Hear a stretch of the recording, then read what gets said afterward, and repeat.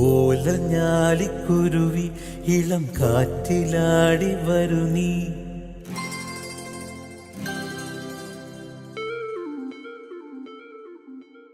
ഓലഞ്ഞാലിക്കുരുവി ഇളം കാറ്റിലാടി വരു നീ. കൂട്ടുകൂടി കിണുങ്ങി മിഴിപ്പീലി മെല്ലെ തഴുകി.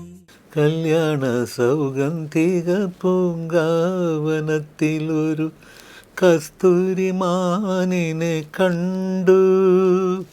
കഞ്ചബാണന്റെ കളിത്തോഴിയാകും കസ്തൂരിമാനിനെ കണ്ടു. കല്യാണ സൗഗന്ധിക പൂങ്കാവനത്തിൽ ഒരു കസ്തൂരിമാനിനെ കണ്ടു. ഇന്ന് വിഷ്വൽ ഉണ്ടോ? ഉണ്ടെങ്കിൽ നന്ന്. വിഷ്വൽ ഉണ്ടാക്കാൻ ശ്രമിക്കണമെന്ന് ഞാൻ പറയുന്നത്. ഉണ്ടാക്കാൻ കഴിവുള്ള എഴുത്തുകാരുണ്ട്. ഇപ്പോൾ റഫീഖ് അഹമ്മദ് ആയാലും മറ്റേ ഇവരായാലും ഇവർക്കൊക്കെ അവർക്ക് എഴുതാൻ കഴിവുള്ളവരാണ്. അവർക്ക് അതിനുള്ള സന്ദർഭം കൊടുക്കണം. ഇന്നത്തെ ഡയറക്ടേഴ്സും പ്രൊഡ്യൂസേഴ്സും അങ്ങനത്തെ കഥാസന്ദർഭങ്ങൾ, കഥയിൽ അങ്ങനത്തെ സന്ദർഭങ്ങളുണ്ടെങ്കിൽ പാട്ട് തന്നോളൂ. പിന്നെ സെൻറ്റിമെൻറ്റ്സ് ഇല്ലെങ്കിൽ സംഗീതമില്ല. പ്രണയം എന്ന് പറഞ്ഞാൽ പ്രേമിച്ചു നിന്നെ ഞാനൊരു ദേവസ്ത്രീ പ്രേമിക്കണം. അതാണ് വരികളുടെ അർത്ഥം. പ്രേമിച്ചപ്പോൾ നമ്മൾ അതാണ് ഭാവം. അത് ആ ഭാവം എന്ന് പറഞ്ഞാൽ മ്യൂസിക് ഡയറക്ടർ വെറുതെ അല്ല. അവർ ഒരു പാട്ടിന് ഒരാഴ്ച കഷ്ടപ്പെടുന്ന മ്യൂസിക് ഡയറക്ടർ ഒരു പാട്ടിന് നന്നായിട്ട് വരാനായിട്ട്. അദ്ദേഹം മാസ്റ്റർ പറഞ്ഞ് രാത്രി 2 മണിക്ക് കമ്പോസ് ചെയ്ത് കഴിഞ്ഞിട്ട് കാലത്ത് ആ പാട്ട് ഓർക്കുന്നില്ലെങ്കിൽ ആ ട്യൂൺ വേണ്ടെന്നിരിക്കും, വേറെ ട്യൂണോട്. അങ്ങനെ സ്ഫുടം ചെയ്ത ഗാനങ്ങളാണെന്ന്. അതാണ് ഇന്നും ജനങ്ങളുടെ മനസ്സിൽ ഇല്ല, ഒട്ടുമില്ല. പാട്ട് മാത്രം. ഭക്ഷണത്തിന്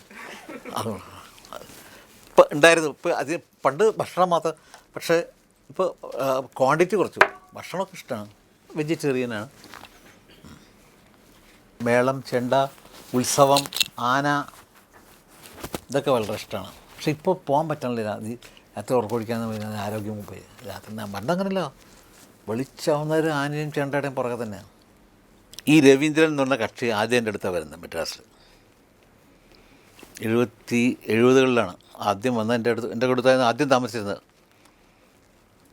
അപ്പോൾ സിനിമയിൽ അദ്ദേഹം പാടിയിട്ടില്ല, സംഗീതം ചെയ്തിട്ടില്ല. ഒരു പടത്തിൽ സംഗീതം ചെയ്തു. സിന്ദൂര ചെപ്പത്തിട്ട് മറിഞ്ഞു സന്ധ്യ പൊട്ടുകുത്താൻ. അത് സിനിമ ഓടിയില്ല. എഴുതിയത് പഴയ നടനൊരു തമിഴ് നടനാണ്, മലയാളിയാണ്, വിജയൻ എന്ന് പറഞ്ഞിട്ട്. അയാൾ നല്ല റൈറ്ററാണ്. ആ വിജയൻ എഴുതിയിട്ട് രവി സംഗീതത്തിൽ ഞാൻ പാടിയ പാട്ടാണ്. ആ പാട്ട് പടം വന്നില്ല അപ്പുറത്ത്. അപ്പോൾ രവീന്ദ്രൻ്റെ ആദ്യത്തെ സിനിമാ സംഗീതം പാടിയത് ഞാനാണ്. ഞാനത് ആരോടും പറയാറില്ല. പക്ഷേ പിന്നീട് അദ്ദേഹം നമ്മുടെ ഇവിടെ വന്നിട്ട് എൻ്റെ അടുത്ത് നിന്ന് വിട്ടു പോയി. പിന്നെ പുതിയൊരു തീരം കണ്ടെത്തി. ഇപ്പോൾ യേശുദാസ് എന്ന് പറഞ്ഞൊരു അതിലാണ് അദ്ദേഹം വളർന്നത്.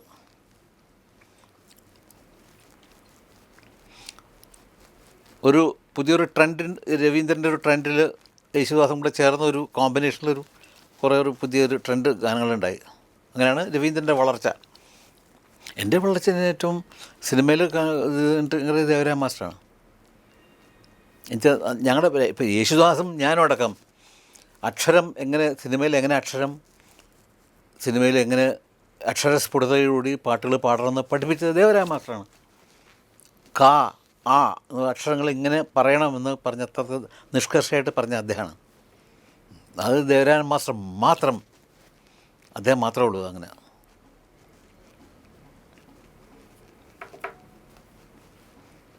അതുകൊണ്ടാണ് ഞാൻ അദ്ദേഹത്തിൻ്റെ പടം പേഴ്സിൽ കൊണ്ടു കൊടുക്കുന്നത്. എൻ്റെ ഗുരുവല്ലേ. എപ്പോൾ തോന്നണമെങ്കിൽ എനിക്ക് പ്രാർത്ഥിക്കാം. അങ്ങനെക്കുറിച്ച് ചെയ്യാമല്ലോ. എൻ്റെ ജീവിതത്തിൽ ഏറ്റവും വളരെ ഇൻഫ്ലുവൻസ് ചെയ്ത ആളാണ് അദ്ദേഹം.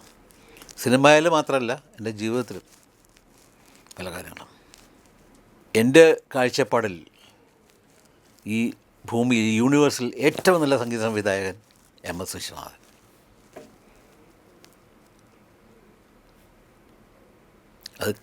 അത് ഞാൻ അന്ന് പറഞ്ഞു, എന്താണ് MS വിശ്വനാഥൻ, നിങ്ങൾ വിചാരിക്കും ഇങ്ങനെ ഇരുത്തി പുകഴ്ത്തുകയെന്ന്. ഒരു മാസം നിങ്ങളുടെ മുമ്പിൽ അങ്ങനെ പാട്ടുകൾ ഞാൻ പാടാം, അങ്ങനെ ചെയ്ത കമ്പോസ് ചെയ്തത്. മനസ്സിലായോ? ഇത്ര പാട്ടുകൾ. അദ്ദേഹം സാധാരണ വികാരമില്ലേ, നമുക്ക് ഉള്ള വികാരങ്ങൾ പ്രണയം, പ്രേമം, ദുഃഖം, വിരഹം, ഇതെല്ലാം കഴിഞ്ഞ് ഇതല്ലാണ്ട് അദ്ദേഹത്തിൻ്റെതായിട്ടുള്ളൊരു വികാരമുണ്ട്, അത് നമുക്കറിയില്ല. അങ്ങനെ ഒരു ഉണ്ടാക്കിയിട്ടുണ്ട്.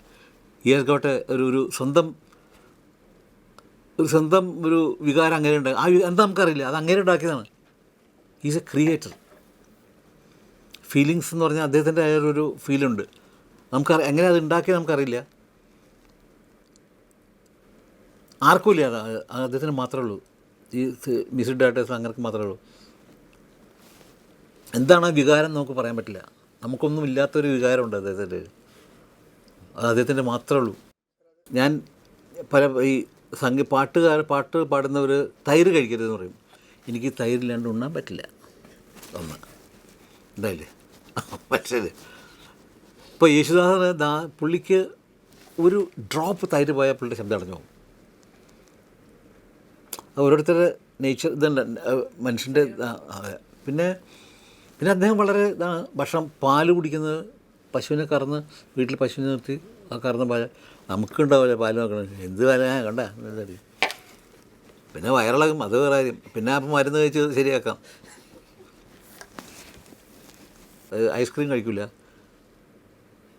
ഐസ് വാട്ടർ കഴിക്കില്ല. അപ്പം മന്നാടെ ഞാൻ കണ്ടിരുന്നു, ഗ്രേറ്റ് സിംഗർ. ഇതൊക്കെ തെറ്റാണ്, നിങ്ങളതൊക്കെ കഴിക്കണം, അത് ശരിയല്ല, ഒന്നും വരാൻ പോകില്ല നമുക്ക്. നിങ്ങളൊക്കെ മാനസികമാണ്, സൈക്കോളജിക്കൽ.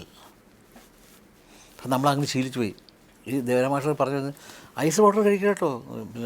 പിന്നെ ചിക്കൻ കഴിക്കാൻ പറയുന്നത്, ചിക്കൻ തൊണ്ടയ്ക്ക് ചൂടാ പറയുന്നത്. ഞാൻ ചിക്കൻ കഴിക്കാൻ, ഞാൻ വെജിറ്റേറിയൻ ആയിരുന്നു, എന്നെ ചിക്കൻ പുള്ളിയാണ് കഴിപ്പിച്ചു തുടങ്ങി.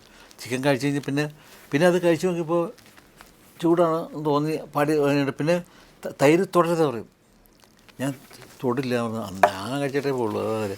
പക്ഷെ എന്നിട്ട് എന്താ, അപ്പം ഞാനൊരു ചിക്കൻ കഴിച്ചാലും തൈര് കഴിച്ചാലും എനിക്ക് യാതൊരു ഇതുമില്ല, യാതൊരു ഇഫക്റ്റാണ്. അപ്പം പിന്നെ തൈര് കഴിച്ചോണ്ട് ചിക്കൻ ഒഴിവാക്കി.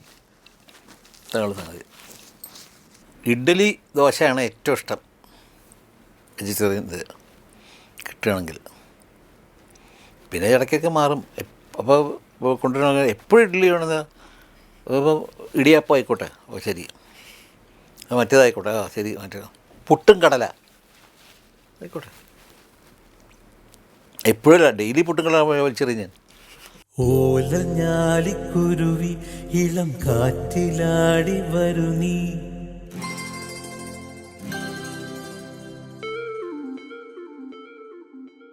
ഓലഞ്ഞാലിക്കുരുവി ഇളം കാറ്റിലാടി വരു നീ, കൂട്ടുകൂടി കിണുങ്ങി മിഴി